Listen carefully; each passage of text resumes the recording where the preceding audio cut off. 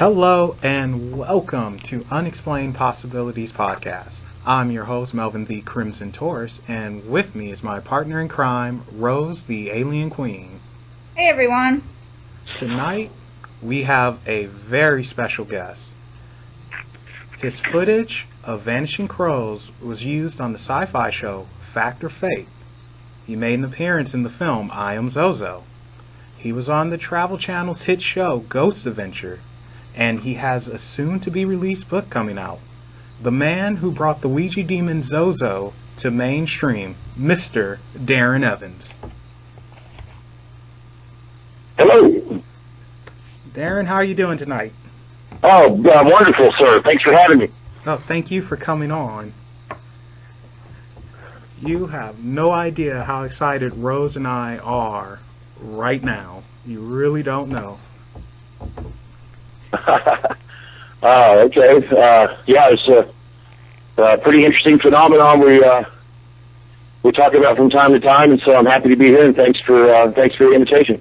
Yeah, thank you for accepting. Before we get into the thick of it, tell us about yourself. Oh, what is it about myself? I'm a 46-year-old man from Tulsa, Oklahoma. I'm just an average guy who years ago stumbled across a very strange phenomenon and went through some pretty challenging times and seen some things I couldn't believe, and went through some pretty very strange experiences, which led me to start writing about those experiences and documenting the experiences of other people about 10 years ago, and had no idea that it would become what it has, and that this whole thing was kind of under the radar for so long. And I'm just like I said, just an average, ordinary guy that stumbled across something that's very extraordinary. Yeah, well, hey, what's the saying? Some men are born great, others have greatness thrust upon them. You're the latter. True. So, but you pretty much, like I said in our intro there, you pretty much brought this Ouija demon, that's what I'm calling him anyway, Zozo, to the mainstream, because I didn't know about him until I stumbled upon your website some random way a few years back now. I was literally just, I don't know why, I was just looking at videos on YouTube about Ouija boards, and I decided to Google Ouija boards, and then Zozo came up, and I saw your website, the Zozo phenomenon, and I read your story, which I hope you don't mind sharing a piece of it later on, if that's okay. No, not at all. And I was captivated by it because it is intriguing yet scary at the same time. And all this from was classified as a toy that you can go to Toys R Us and get. I mean, that's unbelievable to me. Yes, that's true. Ouija boards are sold across the world and are still considered by many to be a novelty piece or a game. And I continue to be a guy that,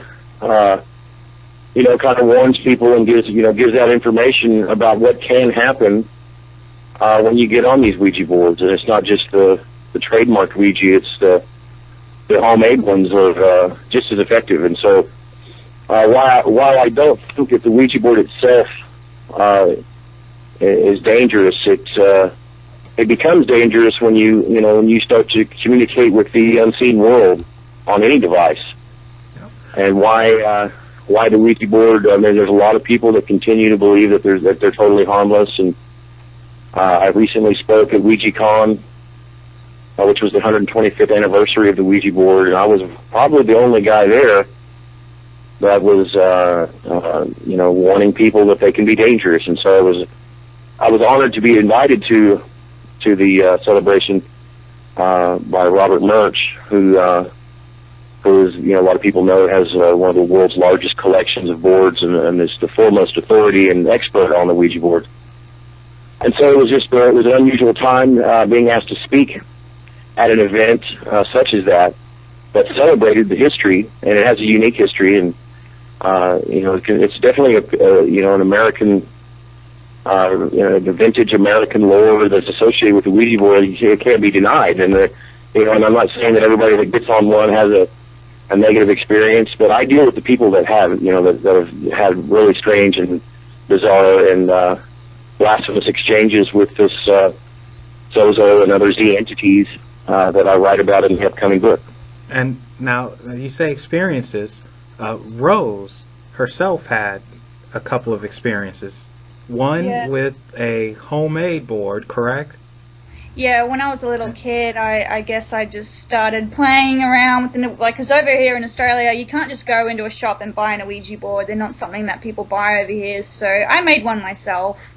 And I was just a stupid teenager mucking around with the Ouija board. Thank God nothing negative happened. I got in contact with a couple of nice spirits, but that was about it. Didn't really have too much activity. I had a couple of chairs move, and they seemed to like batteries because they take the charge off the battery for the energy, so they were moving my batteries around in my room because I just had little batteries for my stereo back in the day. But recently I was trying to use an Ouija board to contact my spirit friends, and I thought I did everything right. I put the salt down, I was blessing the area and praying for guidance and stuff like that, and then the first thing that popped up was Zozo, and I'm like, why are you here? I didn't invite you into my house, I didn't invite you into my little circle, and I ended up having an argument with him, and I told him to go away. I didn't want to talk to him, so that was a pretty scary experience for me because I had no idea how to get rid of him or what he was doing. So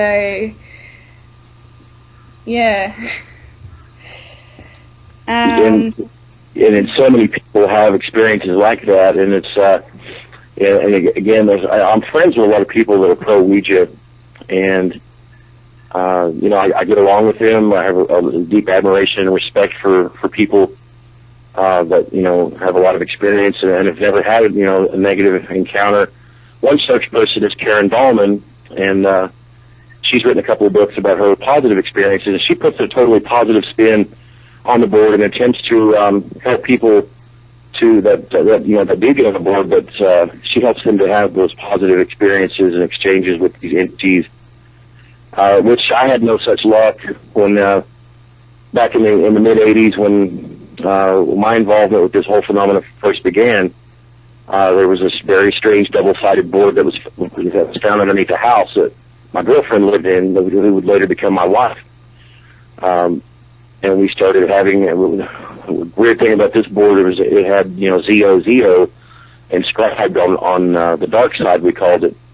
And I've never seen another board like it since then. Obviously, it was one side was a standard 1930 something issue William Full talking board, the square corner, very large board, and it was sandwiched on top of another homemade board. And it really looked like somebody had dripped candle wax all over it. It looked like it had tentacles that was just gripping the other side, like it was latched onto it. And it was just you could take one look at it and it gave you chills, just looking at the thing. And so that's how my involvement began. We began having sessions on that board, and some really strange things happened. And we talk about some of my early experiences that I've never told anyone in the upcoming book. With Rose Marilyn Guiley, how lucky I am to have her as a co-author on this project, because I'm not the best writer in the world. But her having written over 62 books is really something. She's just amazing. She's been called the queen of the paranormal, and so to have her on board to help me, put together all this research and all the untold stories that were sent to me, over the past decade. And to be able to group this all into one book is just nothing short of amazing. So I'm pretty excited about the whole project that's the book project that'll be coming out. Will definitely have a lot of chills and thrills in it. Oh, that's excellent. You already have 2 copies sold right here. Rose and myself. I want to read that. It's going to be really interesting.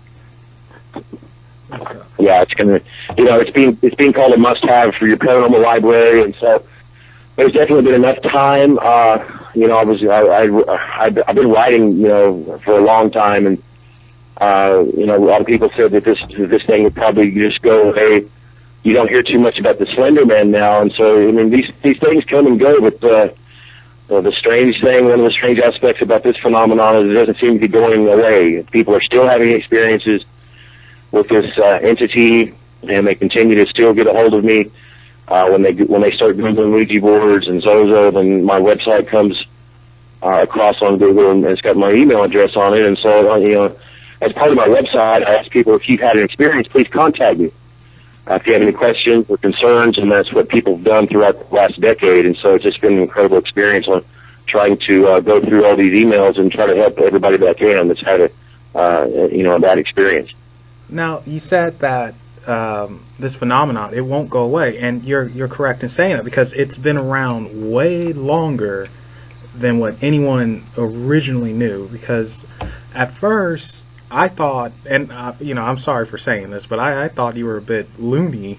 It was like, it's no way, and I don't mean to disrespect you like that, but after doing my own research and seeing that, wow, this guy's the real deal, like, this is a legit thing that's happening. Too many people are talking about this, too many people are experiencing it, and everyone, their story, it's so similar, especially when they use this board and it goes repeatedly back to Zo, or the countdown from 98765 do you understand why it does that?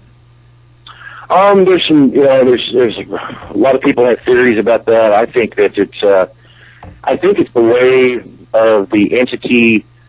Usually happens the backwards counting of the alphabet and numbers, and the zigzag movements, and the tight spirals, the large circular and the figure eights. I think that's just the way, in my opinion, for the entity to kind of get used to its medium, to basically find out where the positioning of the letters are. The figure eight. One of my theories on that is it could be inverted Z's, because the letter Z itself is a continuance, a signature of these Z entities, and it's really, in the book, I really delve into the fascinating history of the letter Z itself, which only in recent times was actually called the letter Z and pronounced Z. It was originally pronounced Zed, and over in Europe it was pronounced Izzard for quite some time. And so, in the book we go into the fascinating history of the letter Z, which, the letter Z was eliminated from several languages, and one of the early Latin language, it was eliminated for very strange reasons. Reasons being that it's the mere pronunciation of the letter Z caused the face to grimace, and they said it resembled the characteristics and look of a rotten corpse.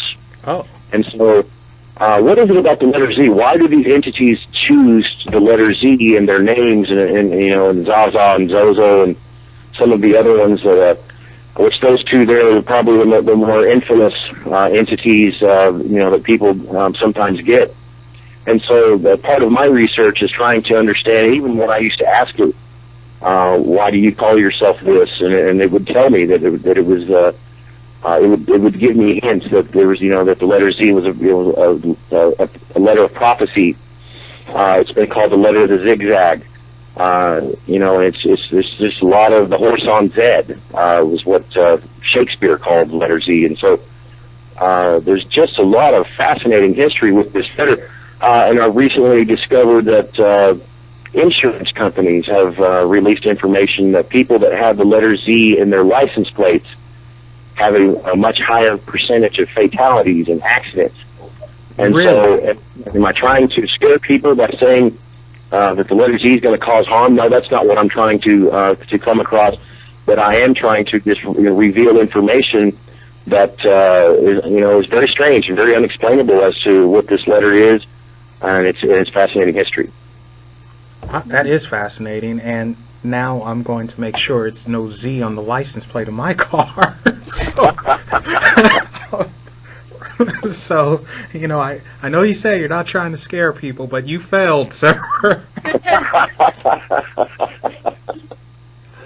Well, certainly it's not my intent, but the letter Z has been very fascinating, and why why do these entities choose the least used alphabetic character in the English language? And so, we've had to roll up our sleeves and look throughout history in this least used letter, and it's been pretty interesting what our findings have become. Yeah, that really is interesting, because I didn't know about this. Z, what about you, Rose? I didn't know about that either. So that's pretty interesting. Now, in your research, I know for a fact you've come across Rose. What's his name? Pazuzu? Yeah, Pazuzu. We always thought that Zozo was linked with Pazuzu, so we're pretty interested in knowing if that's true or not. It's my gut instinct to say no. The Pazuzu demon, being the demon of the West Wind, and the different characteristics that it's, the Sumerian demon that seems to be more tied in with weather-related phenomenon and these types of things.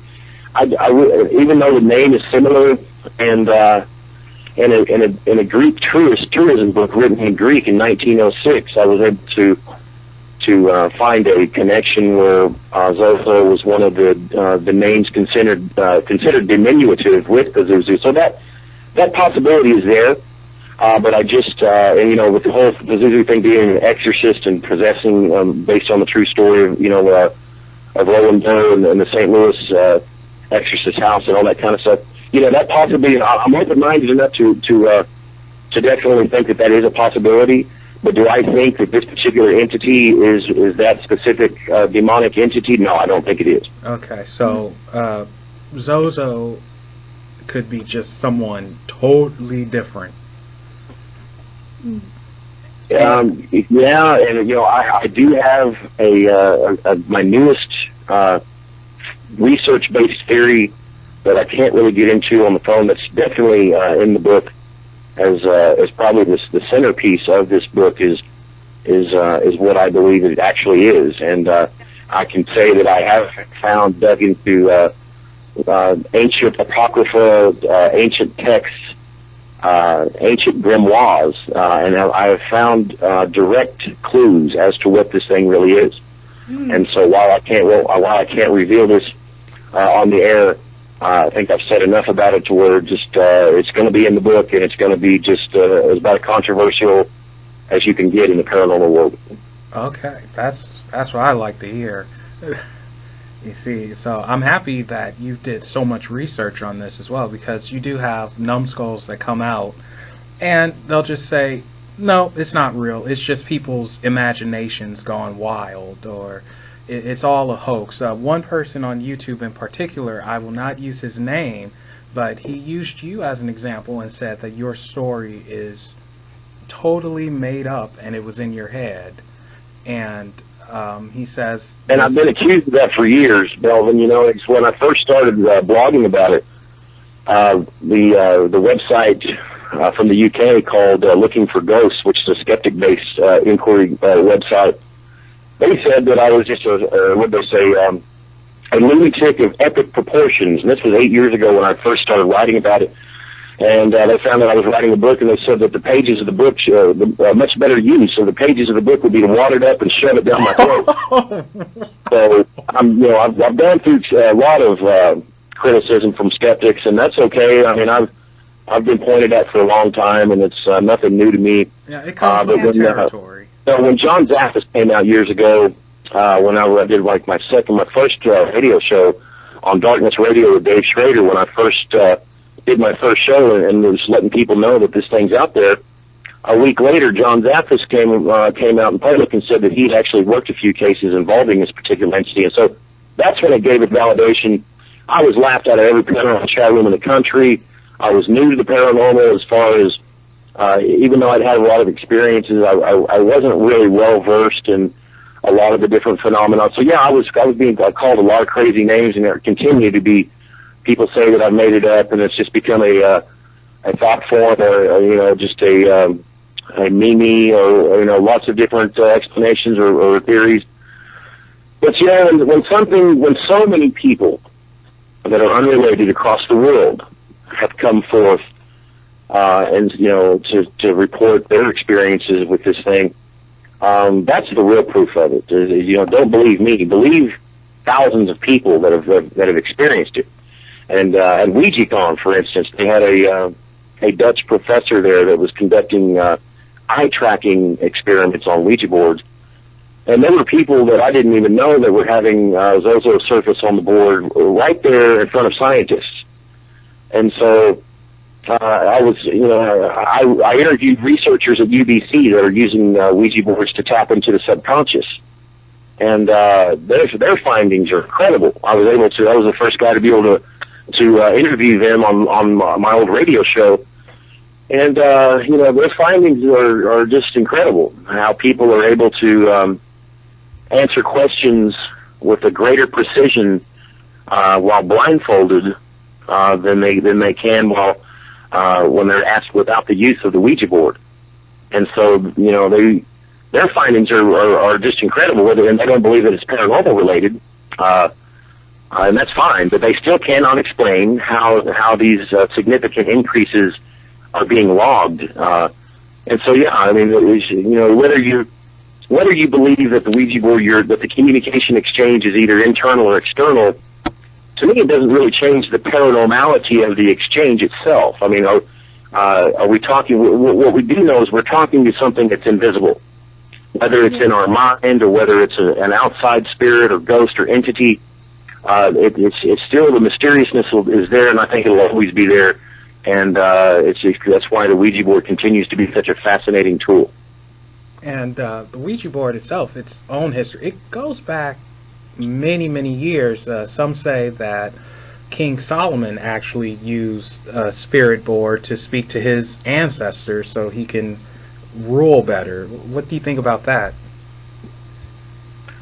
I've dug into a little bit of some of that about the ancient Chinese culture using a similar device. The Greeks using a similar, even ancient Native Americans using their squidottle board or whatever it's called. I have no doubt that this type of instrument was being used throughout, human history. In 1891, it just happened to be patented, by the government and trademarked, and then the official Ouija brand came out. But the interesting thing about the Zozo phenomenon is I've found historic references in ancient books such as the Dictionary Infernal, written by Colin de Plancy in various editions in the 1800s, which describes Zozo as an actual demon that it possessed a young child in 1816. And that was 90 years before the so-called modern Ouija board. So this thing's been around since before the Ouija board, the modern introduction of it anyway. And so that's another chilling aspect of this is it's the fact that it's been there for so long, and it's just been recently that it's been exposed, and that's what that's kind of my job. Yeah, you're a big part of the exposure. I mean, and I don't know that I'm proud of that, but I do. Yeah. People should be aware, especially teenagers, because it's mostly teenagers that become so scared after such an encounter. I think it's irresponsible for them being sold and marketed with these pink and purple pastel boards that are being marketed to children. I just don't think that people take it seriously enough. I mean, do you want your daughter talking to something that's been an evil entity that's been around for thousands of years? I mean, and regardless of how you look at it, I do think that it's irresponsible for the fact that they're marketed to children. It is irresponsible. It really is. So, Rose, are you with me? Yes, I'm here. Yeah. What's your thoughts? I definitely think that the Ouija board shouldn't be marketed as a toy. That, it's stupid. It's not a board game. It's a serious, portal to another dimension. So they really need to stop selling it as a toy. What I don't understand, though, is how does Zozo come into the Ouija board. He seems to be like the known entity that comes through the Ouija board, so he seems to use that a lot. So I don't understand how he gets his energy to do it. It's a good question, Rose, and you know, it's in the last 3 or 4 to 5 years, it's not just board that it's coming through. It's coming through ghost boxes, and it's coming through spirit boxes, and it's coming through auto writing sessions and pendulum sessions, and it's becoming more and more increasing that it's showing up in people's dreams. You know what? That's interesting. You just said something, and Rose heard it as well when you said pendulum session. Yes, that's what happened. When I first got in contact with this Zozo demon, I was using my pendulum, and I thought the pendulum was supposed to be my own energy giving me answers, and it kept going to ZO. I'm like, hang on a second, that's not right. Why is that happening? So I stopped that session straight away, because I'm like, I don't know what I've just summoned, because, yeah, that would creep me out. Well, you're smart, Rose, because so many people do not stop the session when this thing surfaces. And I think that's an important part of protecting oneself. If you are on a pendulum or auto writing or you're on a Ouija board, if something negative surfaces, why continue the session? Because what you're only doing is exposing yourself to the unknown, something evil, something negative. And some people's own skepticism and their own curiosity can get them into trouble, and they can eventually wind up in having spirit attachments and these types of things. And so I'm always telling people, I get a question a lot through my emails, and people just asking me, what should I do, now that this thing's, happened? And so in the book, I describe what I consider to be a level 1 Zozo encounter, a level 2 Zozo encounter, up to the level 3. And there's different characteristics, different things that happen. And so in the book, we go into what these different levels are and what you should do to help yourself to to protect yourself. Okay, now without giving it away per se, Rose, on your last encounter with Zozo, something happened to you. Well, it was only a split-second thing. Like, I got into a defensive mode, and I was laughing at him. I really shouldn't have been doing that, but I was really annoyed that he came through, because I didn't ask for him to come through, and he did. So that's why I was annoyed. And I was laughing at him, because I'm like, you can't attach yourself to me. I'm not giving you permission. And then I started laughing, but for a split second, I felt like it wasn't me in control, and I was laughing, but it was someone else. And that's when I'm just like, nah, go away. I'm ending this session. It's finished. Now, Darren, would you say that's a level 1 type of encounter, or you can't say period? Well, a level 1 to me is when it surfaces, and it's before anything very strange begins to happen. It'll surface. It'll pretend to be someone else, and then finally, maybe the first time you ever got on the board might be the 100th time, but you think you're talking to either a deceased loved one, deceased family member, or it could just be a mundane spirit. And then suddenly, the plancha begins to take a different behavior. It becomes more forceful. It'll start to answer questions, and basically take over the conversation and become less interested with what you have to say and more interested in what it has to say. Okay. That to me is a level 1 when it identifies itself as Zozo, going back and forth, doing what I call the rainbow effect.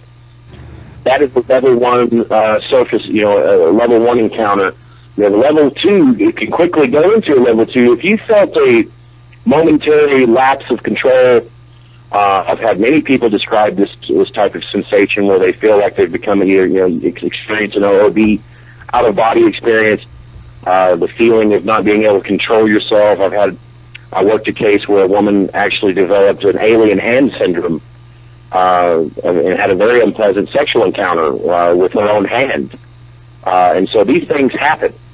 And so while something, those types of scenarios are rare that lead up to level 3 Zozo encounter, which can involve possession, severe oppression, telepathic communication, some of the definite higher escalations of this phenomena. which would go to a level 3, where you've had repeated contact, where people's curiosity gets the best of them. They continue to speak to it, and the longer you talk to it, the more energy you're giving it. And so there's a lot of different scenarios that come into play, and it still appears to be a very random type thing, where it's not easy for someone to just command it to come forth through the board.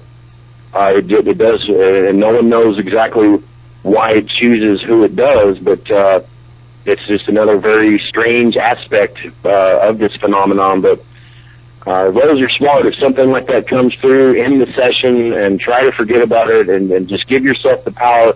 You're not giving any permission. But the bad thing about getting on a board is as soon as you put your hands on the planchet, you are inviting these spirits into your space, into your reality. And so basically you're giving permission for those spirits to, it's like opening up the door and just letting a bunch of drunk people from bars come in, telling inviting them into your home. You don't know what's going to happen. And so it's a roll of the dice each time, and that's just my opinion, but I've based my opinion on years of experience and years of working cases and consulting cases involving hauntings and other weird phenomena in association with this thing. You see, that's what I tell people as well. The board, it's just the board. It's the telephone. Who picks up on the other side, you don't know. They might be good, they might be angry, they might be a clown. You never know until they answer.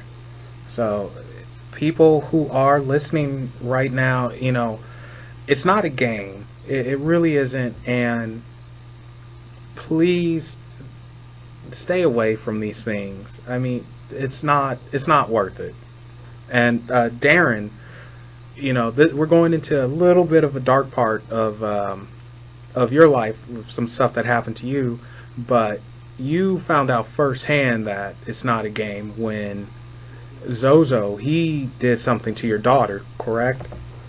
Correct. Well, I mean, I can't say for sure, but it did say when we were playing with it, I think it was in 2004, we asked it, I was using it with a friend of mine, because he didn't believe, and so I was like, well, he finally convinced me into, basically making one, and we got on the board, and one of the first things we asked her was what we should name our band. We were both musicians, and we were both thinking about, starting a band. Well, it's spelled Iron Tongue. And at the time, we were like, hey, that's kind of a cool name. I've kind of been an Iron Maiden fan of their music and stuff. Iron Tongue, strange name, but it was quickly after that, when my girlfriend, Vanessa, at the time, we got on the board, and it basically said that it was going to consume her soul and devour my daughter's soul. And it said it was going to give her an iron tongue. And then it was just days later that she developed an infection that required us all to be isolated in a hospital room for 2 weeks, and she developed MRSA infection, and she got so. I remember at one point I overheard some doctors talking in a separate room. I was walking around to get some ice water or something in that area, and I overheard the doctor say. One of the doctors said that she was more dead than alive. And one of the symptoms of that was her tongue was hanging out of her mouth, and it was just I knew then that this was beyond my scope of understanding, and so do I know for any shadow of a doubt that it was this entity that caused that? No, I don't. It is the coincidence, a very strong coincidence. With if you'd seen my daughter, that was enough for me to just understand. Look, I mean, why take the chance? And luckily my daughter survived. It was during her the very last round of antibiotics. She began to get better, and she's fine now. Good. So and so and when it told me that when my friend Randy, how he would die, and then a year after our session, he died in the exact way that it said he was going to. Said he would die in a car crash at night, all alone. Spelled all this out, and then that's exactly how he died. And when it's foretold, my other friend, Mike Silver, said that he would die of murder. Well, his death is an unsolved murder here in the Oklahoma area, where he was from. And so those three events right there basically will forever change me into. No one's ever going to tell me or try to convince me that these things are harmless. And so that's one reason why I'm writing the book, why I've been writing it for so long. And there's going to be a lot of people that do not agree with me, of course, and I expect that, but I still consider them to be dangerous, and I always will. Yeah. Totally agree with that. Thank you for sharing that, because I know that, those are tough memories, and I also know as a parent, seeing your child in a condition, and it's nothing you can do, and you want to do something. It gets you, So, but I am happy she's okay, and I'm sorry for the loss of your friends, but. I am too, Melvin. But it's about as dark of a shade that you can get on these boards, And I was involved in a case with a military man who committed suicide after having sessions. Worked a case where 2 teenage girls were become severely oppressed, leading up to a totally insane possession case where parts of it were actually filmed in a church. The attempted exorcism. There were so many false allegations of family members that supposedly the teenage daughters were saying were raping them, and they weren't. But it was part of the entity's diabolical plan. And I've worked so many cases with myself included with this thing that it's just totally scary, And I'm not one to spread fear, but this thing's out there, and I continue to make claims that I believe that it's from the demonic realm. All the research points to it. That we will be releasing this research in the new book here this year, very soon. And when you read it and you start putting it all together, then I think I hope more people will listen to me and become convinced that this thing is out there. And regardless of what it is, it's evil. Some consider it to be an embodiment of evil. Some consider it to be multiple entities that are pretending to be one in a legion of sorts. And so you see that? We get into these theories, in the book. I can't wait for people to take it seriously and read it and just make up their own minds. Yeah, my belief is that it's multiple entities, because I know demons, if it is demonic, they don't use their real names, because, in my opinion, names hold power. Even to this day, they hold power. If you have someone's name, you could create so many fake accounts and just ruin their life. And, if you know someone's name, you have power over them. So I believe it's multiple entities, and they just use this name, so they don't give out the real ones. And we give it power by talking about it, kind of like how we are right now, but this is for an educational purpose, not a conjuring or anything of that nature. But we give that particular name power, and we start fearing it, and it just gets bigger and bigger and stronger and stronger. That's what I believe.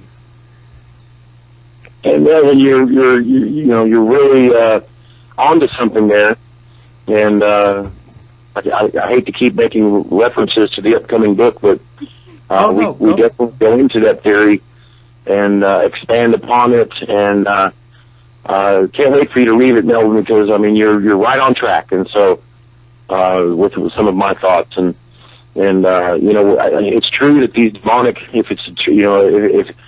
if there is such thing as demons, then obviously they don't like to give their names. And so what is it about this particular name that gives it this strange affiliation? And that's one of the stronger parts of the book is an attempt to explain that and give some calculated reasoning behind why it's chosen that name. It's not just that particular name, the very strange Mama spirit. Yep, the Mama spirit and also Zozo, right? Correct, and they travel together not unlike wolves. Yeah, the unholy trinity. You know, they battle for the control of the board.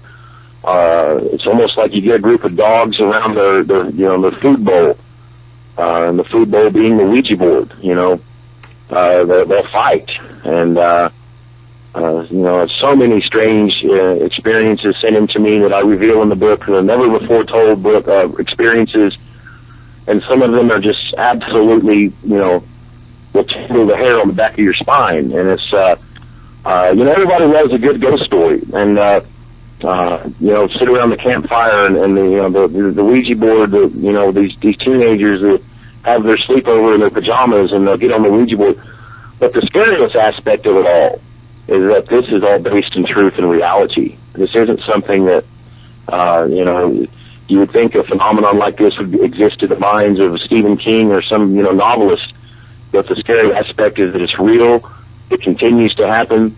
The history of it goes back hundreds and hundreds of years, and so I'm glad the book's finally written. I can kind of get away from it all, and that's, you know, I can tell you, after everything that I've been through and the research and spending the last decade of my life researching and going through experiences and helping people, I'll be glad to kind of walk away from this whole thing. I bet. I mean, you know, it takes a toll on you.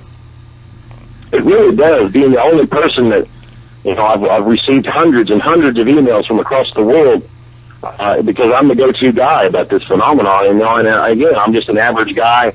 I do have a handle. I know how to help people after doing this for so long, and I've helped a lot of people get away from it. And everybody always asks me, well, how do you get rid of it? See, that's the hard thing right there. I don't have any easy answer for that. Rose, that was one of your questions, right? Which question? How do you get away from it? Yeah, I was going to ask Darren whether you've actually detached yourself from Zozo, or whether you think he's still in the background somewhere. Like, is there a way that you can get him out of your life?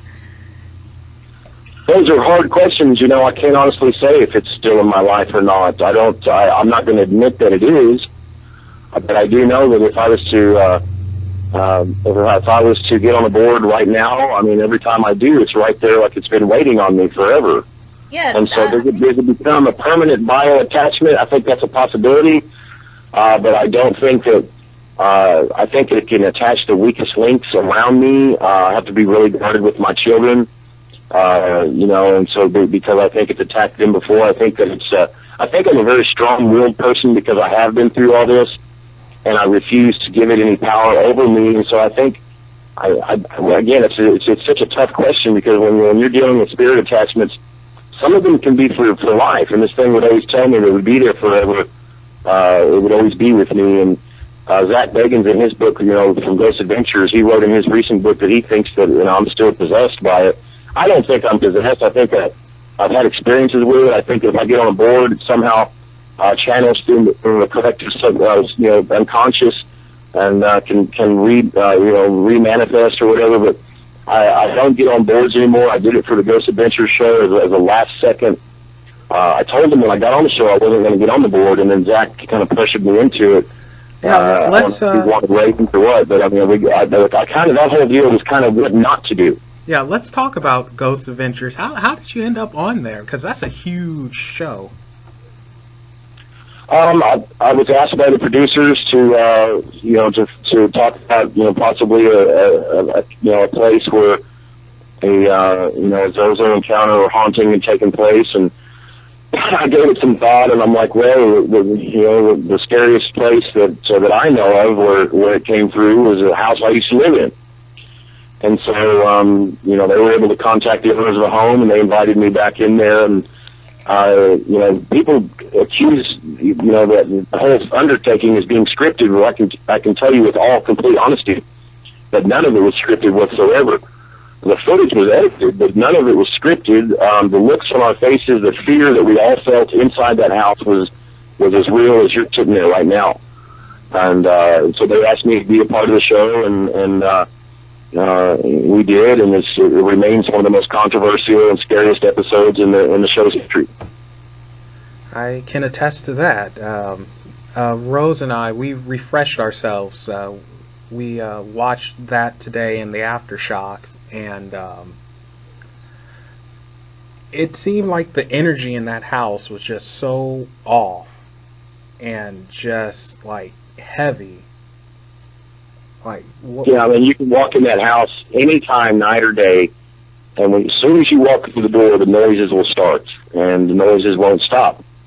The house is built so irregular with the uneven floors and just the way everything kind of sucks you towards the basement area, and it's just incredible. And I always lived there for about 3 months because the activity got so bad that, like everybody else that's lived in that house, when I moved in, the previous renters were only there a few months before they up and left in the middle of the night and left all their personal belongings there.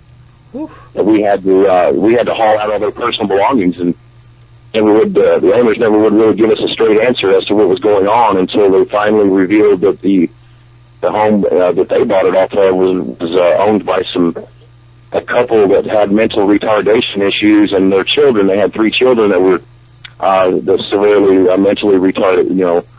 And so whether or not that has anything to do with the presence that was already there, I don't know.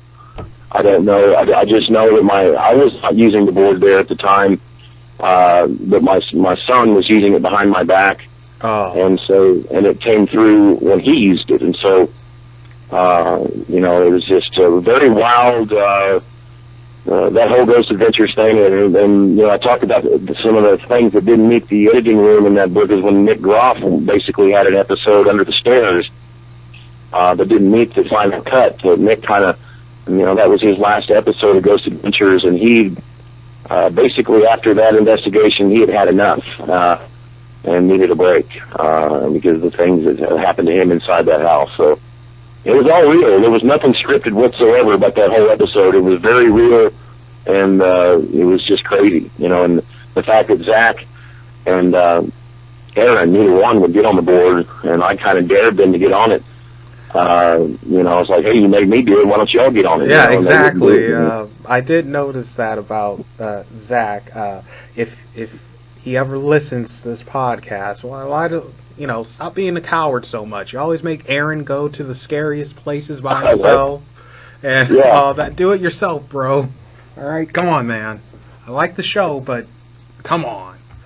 Yeah, you know, say what you will about Zach, but he was so cool to me, and it was he comes across as pretty intimidating, and you know, he's so into his work and so intense about it. Yeah. But sitting down with Aaron Goodwin, that was crazy. And it's down to earth, most down to earth guy you could ever meet.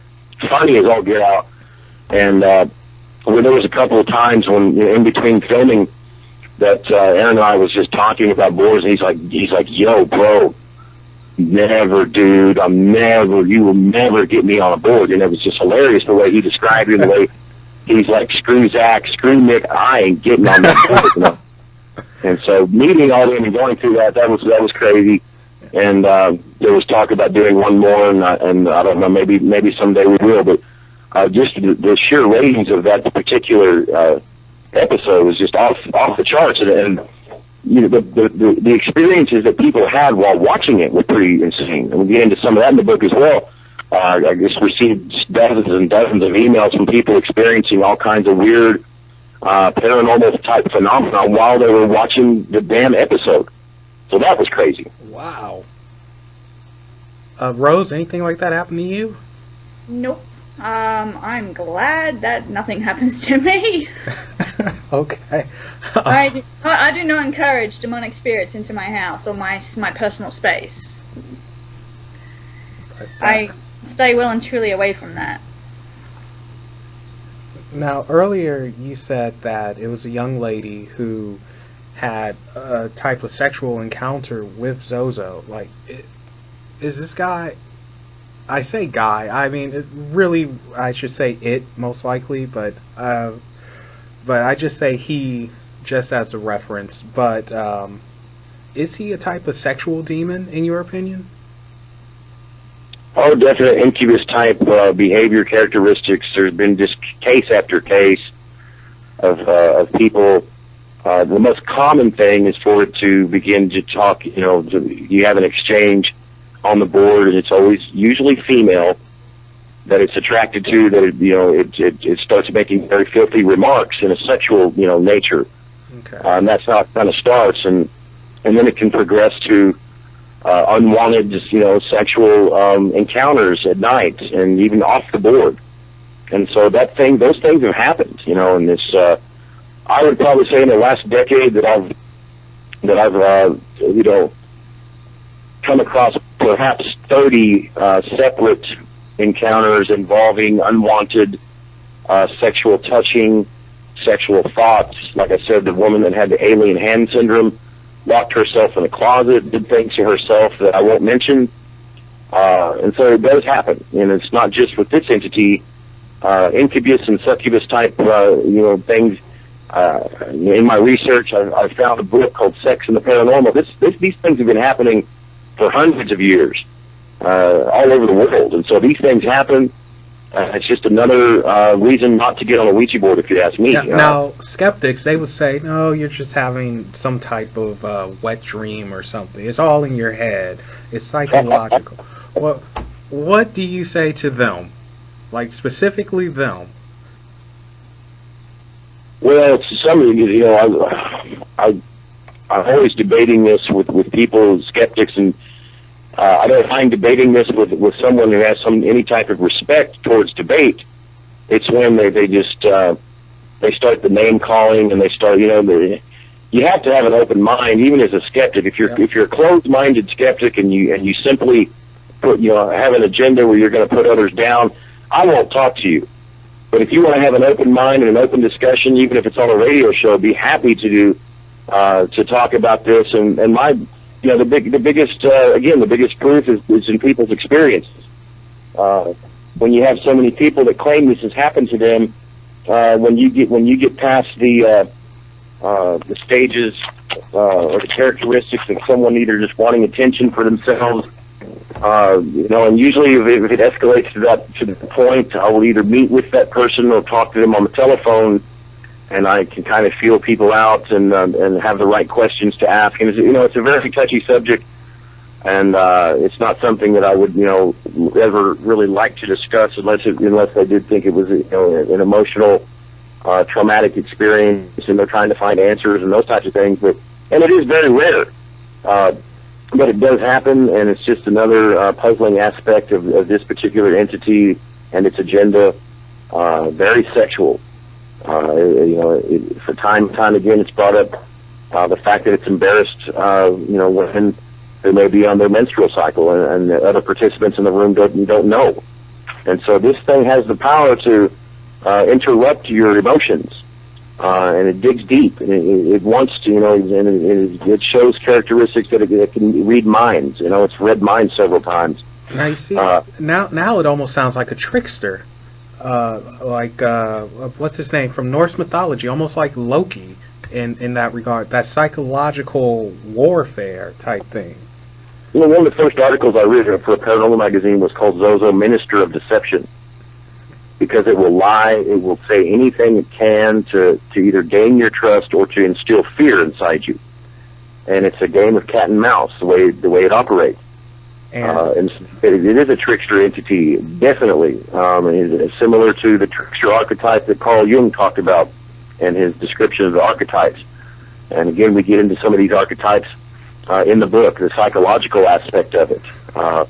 How deep can we go with this, and how is it able to do some of the things that it does, and try to rationalize it, And so it's a lot of different. And that's what's cool about the book. It's got a lot of things for skeptics and believers. So many different aspects psychologically, with history, the etymology of the word Zo, how it dates back to early voodoo, the kings of Zozo. In 1200 AD, the African tribes, the Zozo tribes, that are recently in a recent magazine or have been discovered actually spread Ebola.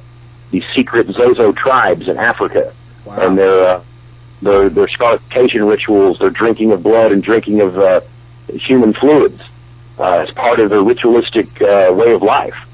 The fact that they're called the Zozo clan, the Zozo tribes, they still practice human sacrifice. These are just all troubling aspects of this phenomenon. You said that Zozo possibly has connections in voodoo too, right? Absolutely. Now that is interesting because I'm a believer of voodoo. You know, I don't practice it, but I am a believer in it, and I know a decent amount. So it's possible that then, if that's the case, the Fawn people in Benin on the Western Africa, then they might actually have in their history a Zozo god then. Which I am now going to do some heavy research on because you just taught me something totally new that I had no idea about. Well, there's been several indigenous tribes that have called themselves Zozo people. So, yeah, I am across the world, and so what is it about this word that these ancient people that often practiced vis animism and some of your earliest religious type of practices? Why do they call themselves the Zozo, and why do they believe they are descended from the great Zozo? So, very good questions. I mean, you're opening minds here because Rose and we both didn't think it would be as Zozo would just. We didn't think he would be as rich in history as he is. He seems to be a very powerful entity because he seems to draw a lot of energy from people and use that as like a portal, like a gateway to get to people. You're absolutely right, and that's the scary part of it. And again, I'll be glad to just walk away from this whole deal and just when the book comes out, I'm sure we'll be doing several more radio shows. This is like the first radio show that I've done in about a year about the phenomenon, and so I've done a lot, and I've just got so tired of talking about it, and I've just basically quit giving radio interviews. That's going to ramp back up for the book, just talking to you, so promoting the book, and it's again, I'm not proud by any means. I've never made anything monetary. I didn't make anything on the Ghost Adventures show. I didn't make anything on Fact or Fake. When I speak at events, I don't make anything, and so this isn't something that I have a personal monetary agenda. But since day one, I've wanted to write a book because I do find it very fascinating. Yeah, this whole thing is still, even what I've been through, I do find it fascinating, and so many other people find it fascinating as well. And while I'm not proud to be responsible, I think someone would have put the pieces together anyway by now. And so, I have to look at it as like I'm doing someone a service and at least trying to prevent people from going through negative experiences, stay off the Ouija board, or here's what can happen. And, but I don't consider myself an expert by any means. I'm just someone who's got a fascination and have been through some stuff. And I'm basically going to release my findings and my stories to the world. Yeah, and I see nothing wrong with that. So, I know it's getting late where you are right now, so we're gonna start closing up shop. Rose, do you have any questions? I would like to know if you have ever seen Zozo and what he would look like. I've been asked that before. In all honesty, the only thing that I've ever seen with my own eyes is a black mist. Okay. That's happened twice.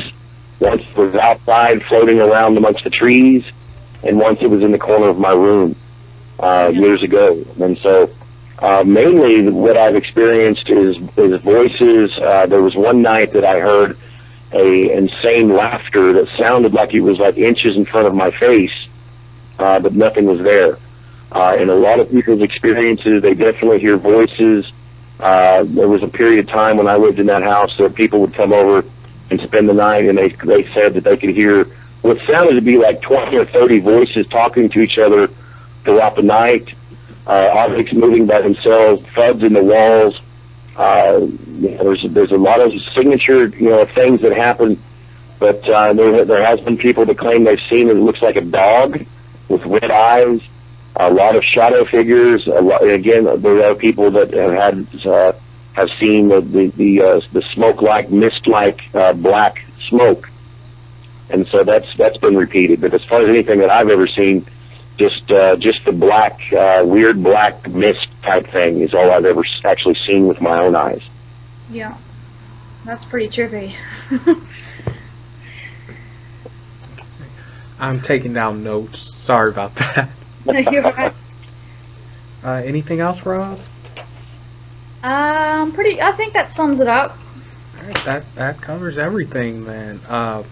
So yeah, it looks One thing I'd like to add since Rose is from Australia is that, you know, I think it's been about a year ago that one of Australia's favorite, exorcists, Father Barry May, passed, and he and I had chatted over the telephone. I was actually was going to interview him on my radio show before he got sick and passed. But what a great guy he was! A former police chaplain who retired from the police force there, I believe in Perth or Sydney, and was basically devoted his life to exorcism.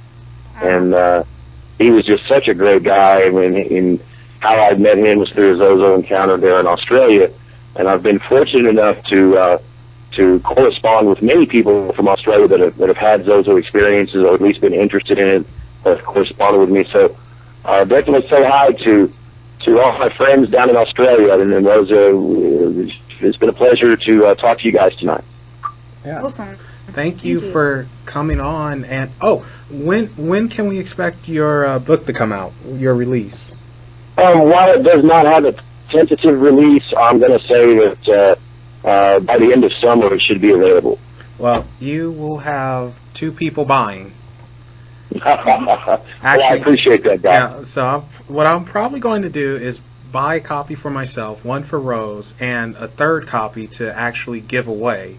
I think that would be cool. And when it comes out, would you be all right coming back on to talk about it? Sure. When it comes out, give me a holler, and we'll have another discussion, and maybe give away a signed copy of the book or whatever you guys want to do, man. I appreciate you having me on.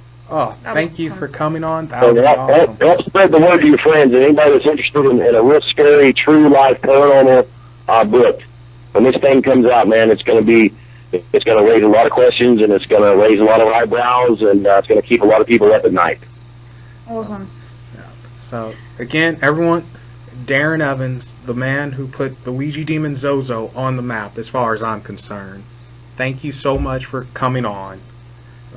We both really appreciate it. So, not a problem, guys. Good luck with you. Good luck with your radio show, and appreciate you having me on. You guys take care, and God bless. Same to you. All right. Thanks, Darren. All right, now, people, remember, there are things that go bump in the night. Remember to say hi. Bye, everybody.